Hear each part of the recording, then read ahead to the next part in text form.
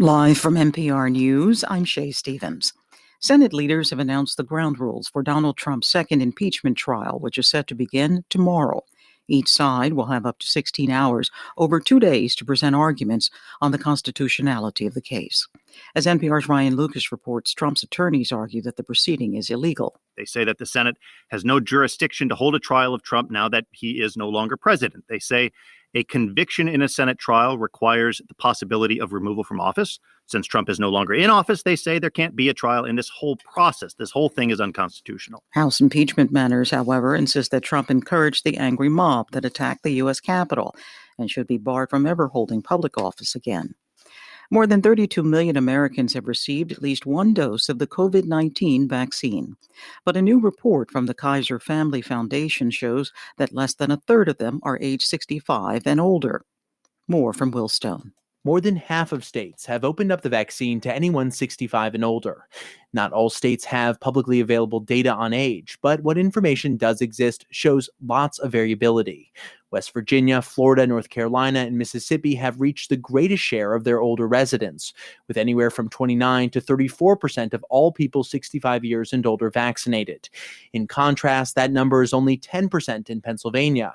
In Kansas and Nebraska, it's 15%. The Kaiser report found that in the states with this data, the majority of people vaccinated are not seniors. Across the U.S., many older Americans still face challenges signing up or finding available doses. For NPR News, I'm Will Stone. Alabama U.S. Senator Richard Shelby says he's retiring from his seat next year. As NPR's Claudia Grisales reports, Shelby is currently the top Republican on the Appropriations Committee.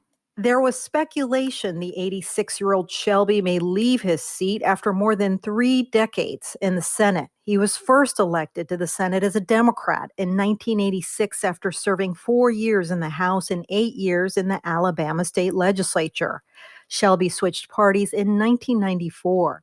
He's chaired 4 powerful committees in the Senate: Appropriations, Rules, Banking, and Intelligence. In announcing his decision not to seek a 7th term next year, Shelby said, quote, "For everything, there is a season." He joins several of his Republican colleagues also planning to leave. Some of those seats are in swing states, but the GOP is hopeful Alabama won't be as competitive. Claudia Grisales, NPR News, Washington. On Wall Street, stocks closed slightly higher today, with the Dow Jones Industrials gaining 237 points. The Nasdaq Composite Index added 131 points. In after-hours trading, U.S. futures are mostly higher, while Asian shares are higher. This is NPR News. Investigators are trying to find the source of an attack on a computer system for the water treatment plant in Pinellas County, Florida. A hacker increased the amount of a potentially harmful chemical that's used to treat the water supply for the city of Oldsmar, but a plant supervisor intervened. Local officials say remote access to the plant's software system was disabled, and Oldsmar's 15,000 residents were not at risk. The city of Boise, Idaho, has agreed to stop ticketing homeless people for sleeping in public. NPR's Kirk Siegler reports on a court settlement that has implications across the West Coast. More than a year ago, the U.S. Supreme Court declined to hear the city's appeal in a case challenging whether Boise police could ticket homeless people for camping when there aren't adequate shelter beds available. Now, apparently acknowledging it likely wouldn't prevail in lower courts, Boise is settling the lawsuit and putting more than $1 million toward housing and support services. Eric Tars is legal director at the National Homelessness Law Center. So the city is going to decrease the number of encampments in Boise permanently by housing people rather than by arresting them for simply trying to survive, which only prolongs their homelessness. Tars says the settlement shows that Western cities can no longer put police on the front lines of the crisis. Kirk Siegler, NPR News, Boise.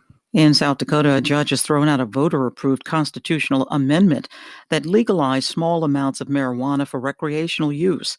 2 law enforcement officers challenged the amendment as being technically flawed. Supporters of the law are expected to file an appeal. This is NPR News. Support for NPR